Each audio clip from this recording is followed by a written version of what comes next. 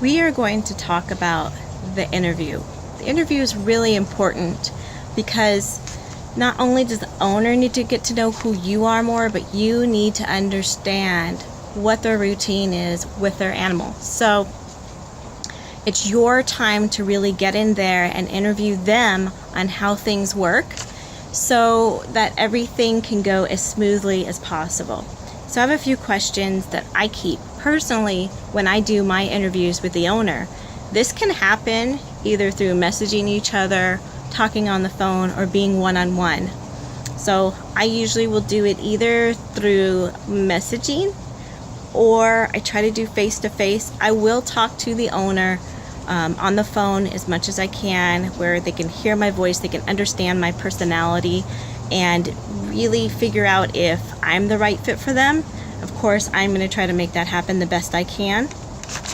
But here are the questions. So my first one that I have that I usually ask is there anything I need to know? Generally, I'll get a very short answer when they answer me. So they're not going to give me a lot of details most of the time, and it's my job to pull out details as to what their routine is. There are many things that dog owners do that are exactly alike, and then there are so many different things that they just is personalized to each owner and to that animal. So anything I need to know. It's usually a short answer. The next one I'll ask them is how much do they eat? This could be a short, concise answer, or it could be a long answer. Generally, the dog owners that leave food out for their animal, their dog, their cat to eat, and they just kind of graze all day long, that becomes a really long answer. And I will continue to ask questions to get more specifics on what they're feeding them, how they're feeding them, how much they're feeding them. A lot of times the answer will be, well, I just put food in the bowl and then they get to it when they can. But there usually is like some type of measurement that they'll put in there. Next one is, where do they sleep? Do they sleep on a dog bed? Is it in a crate? Do they sleep on the furniture? Do they have a specific room in the house that they sleep in? So it's really good to know that, to keep that consistent. And these questions really go for if you're boarding an animal, if you are doing a house sit, or if you're just doing a drop-in. All these questions apply. And then I'll go back and I'll ask, well, what time do you do each of these things? What's kind of your schedule? So when I'm asking these questions, the point is to try to find out how they do it. But I guess what I'm trying to say is, in my mind, I'm trying to picture what's happening on a daily basis.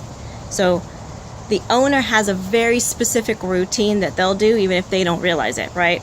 Get up at a certain time, maybe make their coffee or take a shower. They'll maybe let the dog out to go pee, then maybe an hour later they might feed the dog. And so there's a specific picture, and I'm looking for that storyline of what happens at their home so that I can repeat that for them or stay as close as possible to what they do so that it will seem normal for their pets. Okay? And then also, pets are smart. If you don't know what you're supposed to be doing like the owner does, they'll try to get over. They will. So next would be, do they need like mail pulled in? So this comes in place when you're going to do a house sit and you're going to be there for a couple days or maybe even one night. Does the mail need to be put in? Does the garbage need to be put out on the street on a certain day? Is there a garbage day?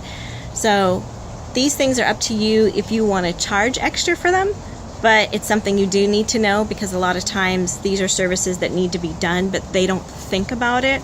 They don't think, oh yeah, there is a garbage day. Yeah, I do need it pulled out at this time or whatever. So it's good to know those things.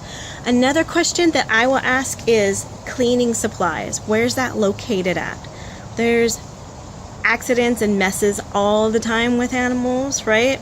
So unless they've got some special tricks that the owner taught them to clean up after themselves, it is not going to happen unless you do it.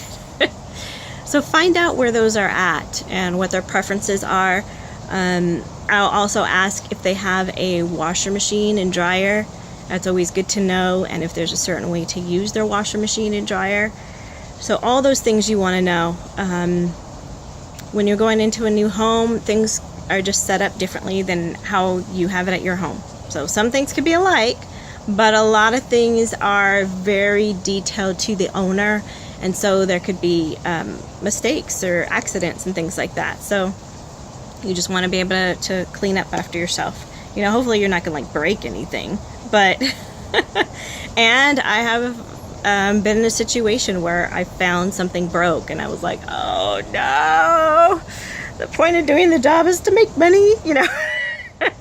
Now I need to replace it. And so I told the owner, I found this broken, and I will pay you for it. And she thought it was ridiculous that I wanted to pay her back. So it was just a pair of earrings, I think. Yeah. So, but I've heard many stories from other dog sitters that things happen. You just don't know what's going to come up.